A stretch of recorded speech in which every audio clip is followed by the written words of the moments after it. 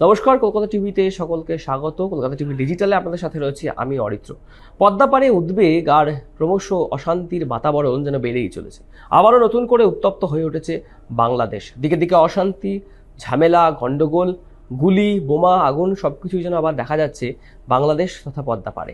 এবারের ঘটনাটা একটু অন্য, আর এই পরিস্থিতিতে ভারত কিন্তু গুরুত্বপূর্ণ বার্তাও দিচ্ছে। কি বার্তা সেটাই জানাবো আপনাদের, দেখতে হবে পুরো ভিডিওটা। ওসমান হাদি ফের অশান্ত বাংলাদেশ এবং বাংলাদেশের কোটা বিরোধী আন্দোলনের অন্যতম মুখ শরীফ ওসমান বিন হাদির মৃত্যু ঘিরে নতুন করে উত্তেজনা সৃষ্টি হয়েছে পদ্মাপাড়ে।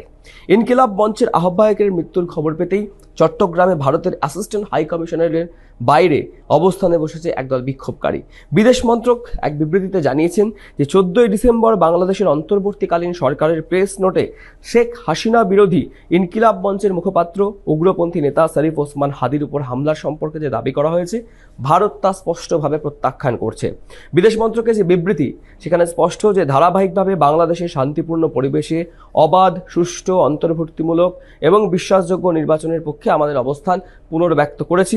বিবৃতিতে আরও বলা হয়েছে, ভারত কখনোই তার ভূখণ্ডকে বাংলাদেশের বন্ধুত্বপূর্ণ জনগণের স্বার্থের বিরুদ্ধে কাজ করার অনুমতি দেয়নি। ভারতীয় দূতাবাস আরও বা ভারতের বিদেশ মন্ত্রক আরও বলছেন যে আমরা আশা করি যে বাংলাদেশের অন্তর্বর্তীকালীন সরকার অভ্যন্তরীণ আইন শৃঙ্খলা নিশ্চিত করার জন্য প্রয়োজনীয় সকল ব্যবস্থা গ্রহণ করবে, যার মধ্যে শান্তিপূর্ণ নির্বাচন অনুষ্ঠানের লক্ষ্যও অন্তর্ভুক্ত।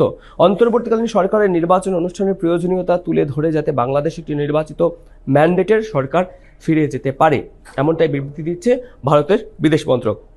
গত বৃহস্পতিবার রাত্রি 11টা থেকে চলছিল অবস্থান বিক্ষোভ। মুহুর্মুহু আওয়ামী লীগ, ভারত বিরোধী স্লোগানে উত্তপ্ত হয় গোটা এলাকা। পরবর্তী ক্ষেত্রে পুলিশ পরিস্থিতি নিয়ন্ত্রণে আনে, সরিয়ে দেওয়া হয় বিক্ষোভকারীদের এবং বাংলাদেশের কোটা বিরোধী আন্দোলনের ও আওয়ামী লীগ নিষিদ্ধের দাবি নিয়ে আন্দোলনে সক্রিয় ভূমিকায় দেখা গিয়েছিল এই শরীফ ওসমান বিন হাদিকে। এমনকি আগামী নির্বাচনে স্বতন্ত্র প্রার্থী হিসেবে প্রতিদ্বন্দ্বিতার কথা ঘোষণা করেছিলেন ওসমান হাদি।